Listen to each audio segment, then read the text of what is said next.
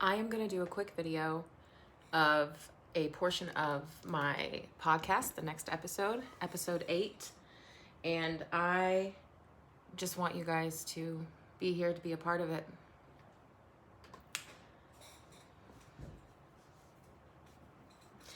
My name is CFaye Tacey, and this is the Hard Stuff Podcast. This is episode 8. Wow. I think it's episode 8. Yeah, we're in episode 8. So crazy I am still doing this. And it's like super amateur, boring, lame still, because I do not know what I'm doing, but I'm doing it anyways because something keeps telling me to do it.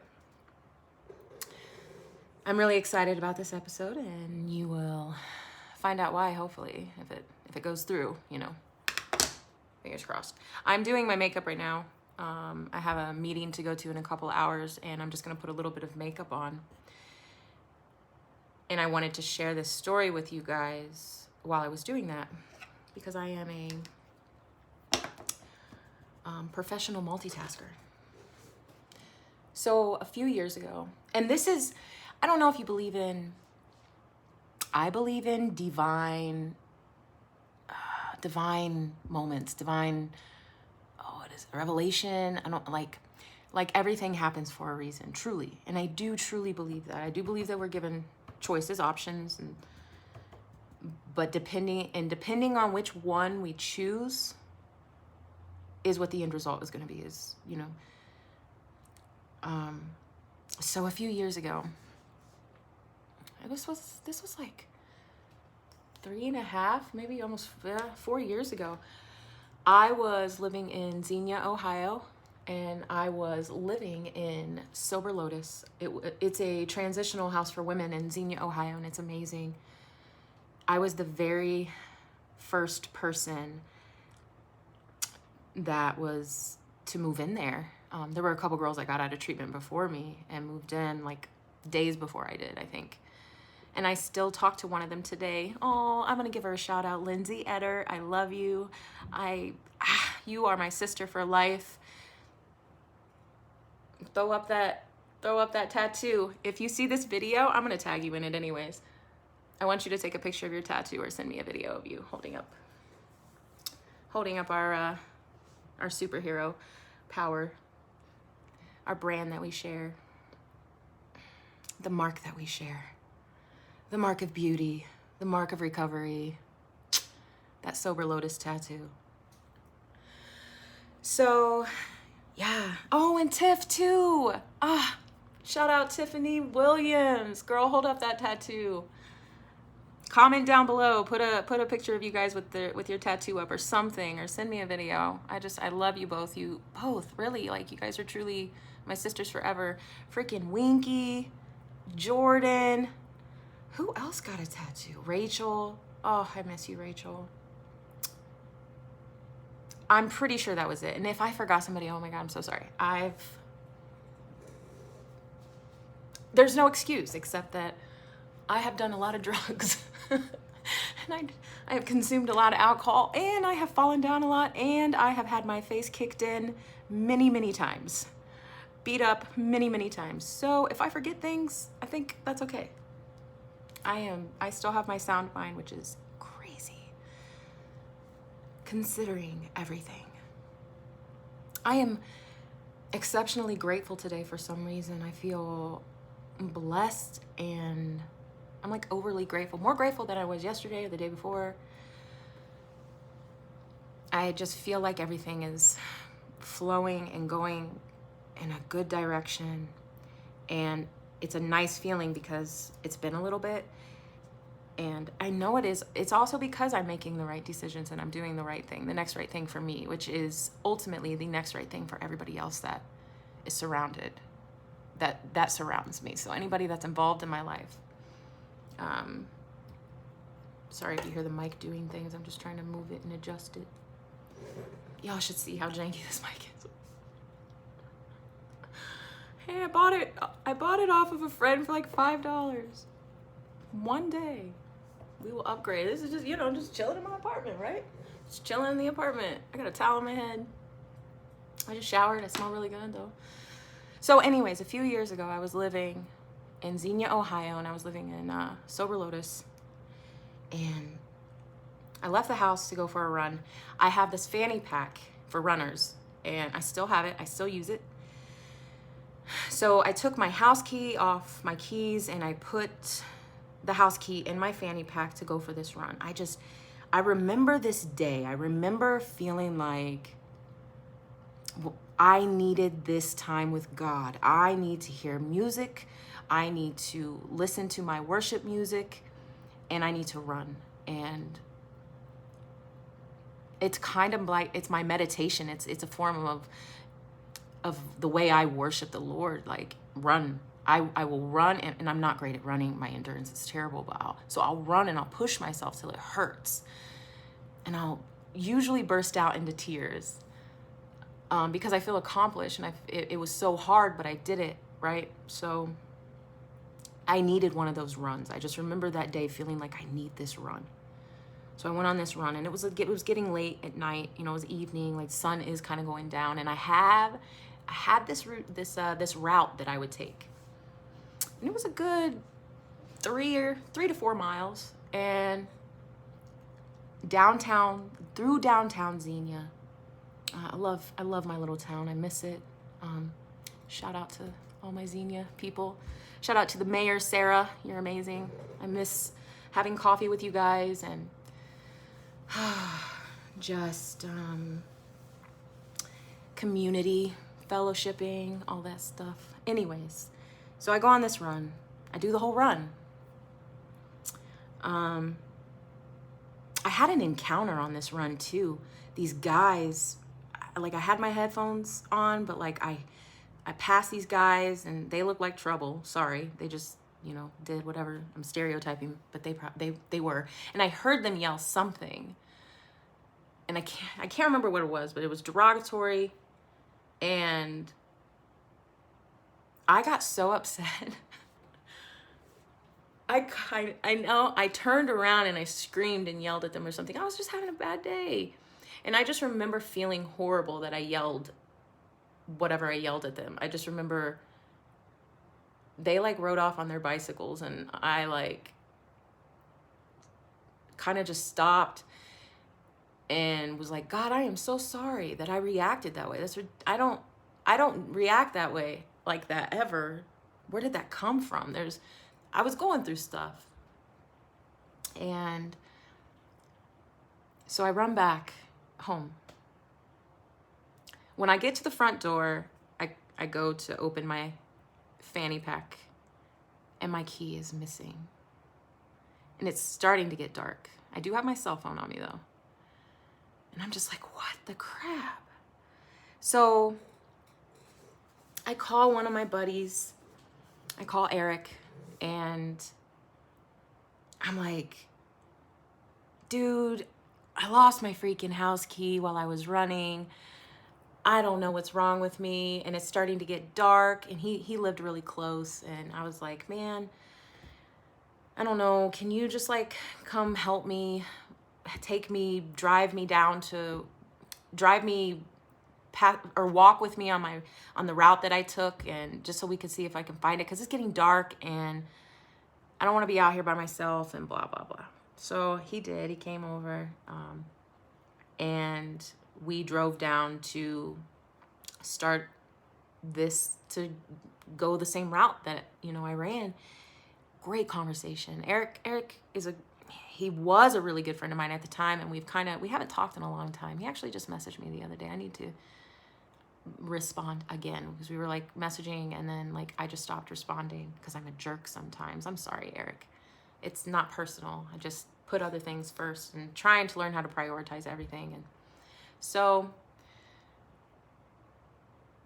we are walking the route that I took, and we're having an amazing conversation. We have a lot in common. He's in recovery, I'm in recovery. We have a lot of the same experiences. Drug of choice is the same. So many similarities, so many things that we can relate to each other. And we were both at the time on very different but similar paths towards a relationship that we were seeking to have with God. He was on his own journey and I was on my journey, but we would come together and we would talk about it, and we had this wonderful conversation. We get all the way around and we're coming back. So now we're coming back to my house, which is on High Street. How ironic is that? A recovery house on High Street.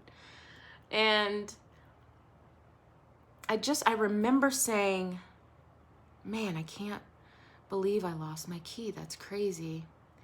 And I remember looking up and saying, God, can you please just make my key appear? And I am not kidding you. When I looked down, straight ahead, like I looked up in the sky and then I looked straight ahead, my key was a white key with orange stripes, or an orange key with white stripes, whatever. It was a white and orange striped key. And I saw it laying there on the brick sidewalk. And I just remember feeling so emotional. I was like, oh my God. And even Eric was like, whoa, super weird. Wow, that was crazy. That was crazy, Charity. And I'm like, you heard that, you saw that, right? And we stood there, I put the key, in my pocket, zipped it up, and I'm just like, man, thank you so much for walking with me. We had a flashlight, like this big giant police flashlight. I'm like, thank you for walking with me, He's like, yeah, I'll walk you home, come on. So as we're continuing our walk, and we're still both like, wow, that was crazy. And I remember thinking, I wonder why I had to drop this key. Like, why did I have to come back out here? There has to be a reason why God wanted me to come back through this route. He wanted me to walk this path again. Why? Not even a couple minutes later, we're walking by this bench. Xenia's a really old vintage looking town. It's a village. It's like this little village, and there's these benches and with these like old stores, and there's this old man, homeless guy, sitting on this bench, and he is really sad. And he says something to us. I think me and Eric both were just like, saw him like, hello, sir. He has a drink, in the paper bag. Hey, how you doing today? And he's just like, oh, it's not really good. I've had better days. And something just told me to stop. And I did. And he cried, and he talked about how he's just so tired, and he can't get clean, and he can't stay sober, and he just wants to give up. And his name was, I want to say his name was John, or it could have been James Brown, John Brown or James Brown. And I just remember, I asked him if I could pray with him. Something told me to ask this man if I could pray with him. And he was so emotional. He was like, yes, please, yes. And Eric was there, so me and Eric, we bent down, we held hands, we held this man's hands, and I prayed with him, and we chatted for a minute, and Eric witnessed to him, about like, hey man, there's meetings every night, like AA meetings or NA meetings, whatever you need, man, and every single night here in town and over here, like, just, get to a meeting. And I don't know if that guy ever went to a meeting. I don't know if Mr. John or James Brown is still a homeless man living in Xenia, Ohio. I don't know if he ever went to treatment. We told him about the treatment center, Christopher House, that's in Xenia. It's a treatment center for men, and it's incredible. Eric went through it. I have so many friends. I know so many people, good dudes that went through that program and got clean and live really productive, successful lives today. And yeah, I like to think that maybe he did. I don't know. But I just remember continuing our walk back to my house and feeling so full of gratitude, grace, mercy, feeling like there was so much purpose in what started out as a really bad day. It ended up being a wonderful day. And simple. It was just so simple. And I don't believe that things happen by coincidence. I think everything happens for a reason. And I think that I dropped that key because God wanted me to come back through there so that I could pray with Mr. John or James Brown. I want to say his name was James Brown because it's such a cool name. I'm going to have to, I wonder if Eric remembers his name. But yes, I really wanted to share that story with you guys. I haven't thought about that in years. I have not thought about that in so long. And out of nowhere, while I was taking a shower, I thought about that day I went for a run and lost my key and how it happened for a reason. Such a cool thing. I'm just sitting here not doing my makeup. But yeah, I might just go ahead and make this a short little episode for the podcast and post the video. And I think that's where I'm at today. You know, today is Monday, September 13th. I share so much and I'm so open with you guys, but I'm going through some things right now internally, and it's not that it's something I am ashamed to talk about or nothing like that. It's a private thing that I have with God, that I am working through with God. And I think it's good to have those things with him, especially. So I'm in this really awesome place of being grateful, even in the midst of some unwanted chaos in my life. Things that I can't change, that I can't really do anything about right now. But with one little step at a time, it'll get fixed as long as I just keep putting one foot in front of the other. And that's okay, and I'm happy with that, and I can do that, and I feel strong today. I feel connected today. I'm so grateful that I'm clean. I am so grateful that I'm sober today. And I'm so grateful that I don't want to drink. That's even because there are so many times when I do, for different reasons. It is a way for me to escape the reality, because reality sucks sometimes and I want to go somewhere else. Alcohol will take me to a fantasy place. This fantasy that just is made up in my head, and it's fun and it's exciting, but it's not real. And then when I get thrown back into reality is when I fall apart and my life crumbles. I crumble, everything around me crumbles. I also am very proud of myself for pulling myself out of that place that I can very easily get to. It's much, much more difficult to get out of it than to get in it. I can jump in the freaking hole real easy. Now crawling out of it, whole other story, whole other kind of energy, whole other process. But I can do it, and I have done it, and I did it. I do it, I did it, I've done it. So I would just thank you guys for listening to this podcast. Please share it. Please send me some messages. Let me know what you want me to talk about. Let me know what you would like me to address. And one day I will be more techie and have nicer things and a nicer mic and a nicer camera and better lights and better sound and cooler music. And I may not have to just use the Anchor app for everything, because it literally will do everything for you. Anchor is so dope. If you want to do a podcast, download Anchor. It's free. They pretty much do everything for you. You just be you, talk about whatever it is. This is what I know. Recovery is what I know. Mental health is what I know. Doing some really hard things is what I know. Not being able to do the really hard things is what I know. Perseverance, resilience, these are things I know. Strength, feeling like complete crap, falling apart, falling on your face, failing. These are things I know. And I just want to encourage you guys to not be afraid to talk about the hard stuff. And thank you for listening, and thank you for just being a part of my life and a part of my recovery. I love you guys. Have a great night.